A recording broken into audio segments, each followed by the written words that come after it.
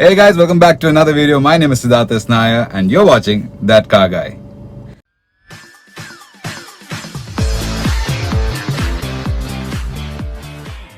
Today we are doing a short review of the all-new 2021 Maruti Wagon. Well, this is a very small, peppy, little fun hatchback with tons of space. So I took this car on rent from IndusGo. It's an app, it's a website where you can hire this car. I did not intend on making this video, but well, after driving it for the past 24 hours, I thought this car really warranted a really nice review from me. So it's been really amazing, guys. So without further ado, this is the Wagon. So ladies and gentlemen, this is the 2021 Maruti Wagon, and it looks like a Japanese K car. It is cute, especially in this baby blue color. It is very, very cute. The car has been widened by a lot from the previous generation. It's like they took the old Wagoner and just photoshopped it and made it a whole lot wider, which shows inside because the interiors have a lot of space. This is the new design. We get new headlights, a new grille with these chrome strips, and the Suzuki logo in the center. We got a small air dam, and this is the base model automatic, so no fog lamps. Now coming to the engine, this is a 1.2 liter inline 4-cylinder engine, codenamed the K12N, I believe. Not sure, don't quote me on that. It makes around 90 bhp, and in this car it is mated to a 5-speed automatic transmission, basically AMT, or as like Maruti likes to call it, AGS, auto gear shift. It's basically an AMT unit, which actually pairs nicely with this engine. I mean, it shifts and never leaves you wanting for more power. Does the job, but this is what it looks like from inside the engine bay. Over to the side, we have decent tires for the first time on a Wagoner. These are 165/70 R14s, a really nice size. And the side, it's typical Wagoner. We get a normal pull type door handle, and this is a small look of the interiors. We'll get to that in a bit. And overall, the glass area is huge on this car. Like I said, if you can see that weird power line where it goes up like that, comes down over here, that is pretty unique.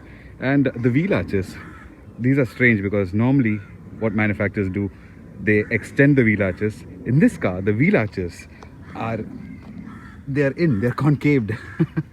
So there are wheel arches, but for some reason it is concaved into the side profile of the car. That is pretty unique. And to the back again, this baby blue color is just adorable in my opinion. You have a small black plastic panel design over here, although I thought the door opener would be here for some case like in the Swift, but no, they're over here. And the tail lights, well, this reminds me of the Mahindra Scorpio for some reason. I mean, the whole back just looks like a miniature Scorpio. And yeah, very minimal design on the back. You have a chrome boot garnish over here which says Wagon R, the Suzuki logo again. Very conservative size for a rear windshield, I guess. Very small. And yeah, a little bit of design work going over here on the back bumper. And yeah, that's pretty much it for the back side. The boot is decent sized. It has 341 liters of boot capacity. It's pretty deep. You have the parcel shelf which can be removed like that. And yeah, I guess 2 bags easily can fit inside this area.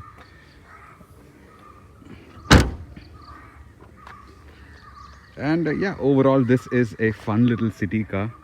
It is the perfect size if you live in a metro city where traffic is always bumper to bumper, and finding parking spaces will be very easy in this car.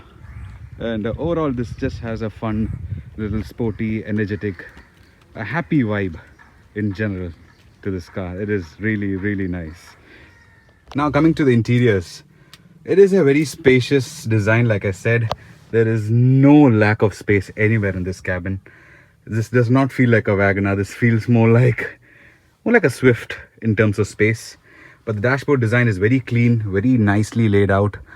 This is, like I said, the base model automatic, so you do get a normal head unit.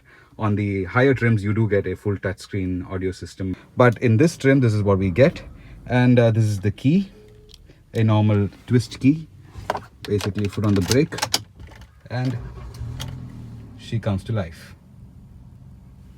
Just turn on the AC real quick. So let's start off with the steering wheel. This is not leather wrapped. I guess in this trim this is what you get, but you do get audio controls for the head unit. And surprisingly, this car has Bluetooth connectivity, so you can pair your phone and stream music. That is awesome. And the steering wheel design itself is really nice. It's a very sporty 3-spoke design with the Suzuki logo over here. And the gauges are pretty basic on this car. You just get a big speedometer. I think in the higher trims you do get a tachometer as well, but in this trim this is what you get. And you have a small MID display over here showing which gear you're in, and your trip mileage, your average fuel consumption, all those good stuff. And the overall design is what I like about this car.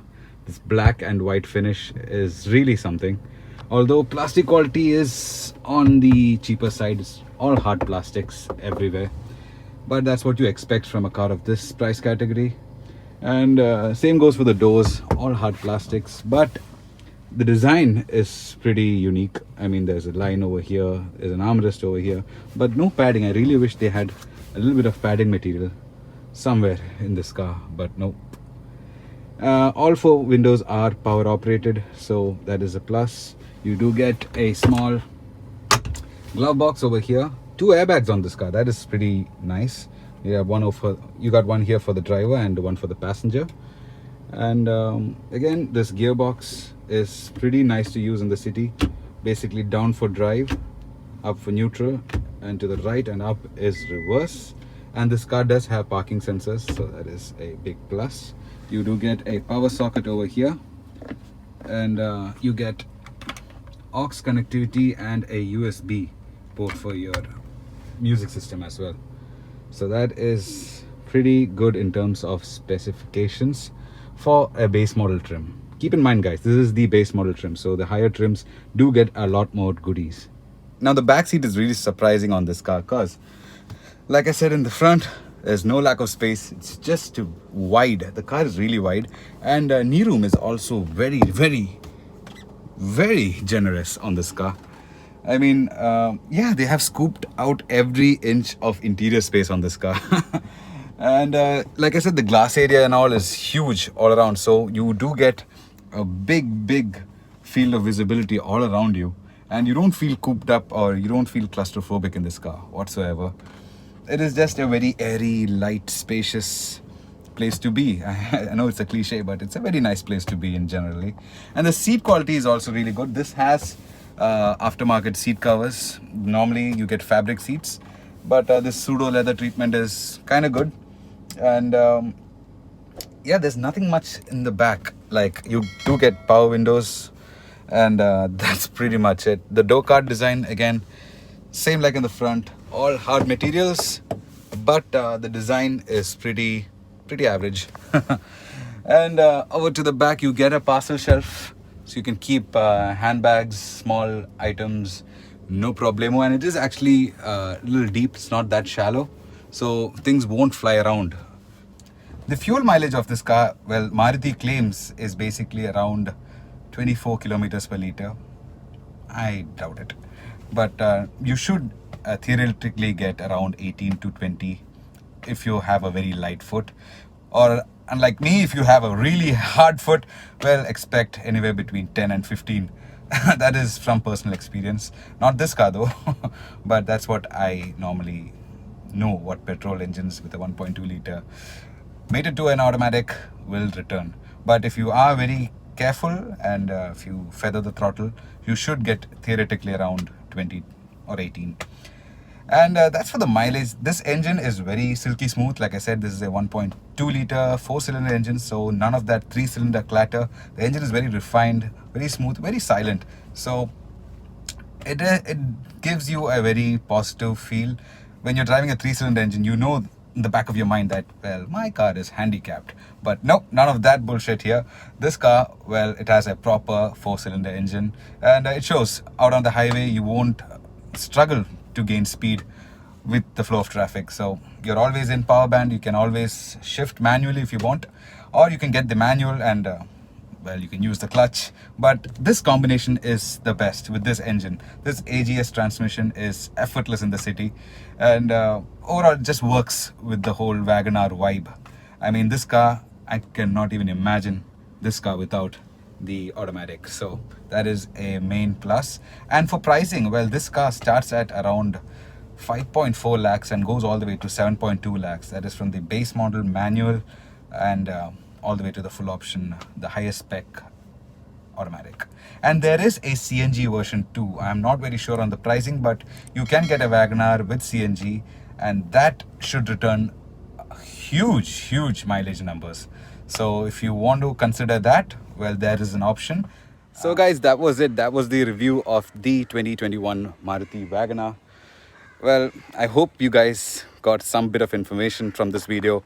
And if you are planning to buy a Maruti WagonR, go ahead. It's a big thumbs up from me. Especially in this price bracket, this is a very well-rounded car. Please share this video with your friends, family, or whoever is looking to purchase a new WagonR. And I hope this video helped. So if you did enjoy it, please give it a big like, share this video, and do subscribe if you're new, guys. We'll catch you pretty soon with another video. Till then, goodbye and God bless.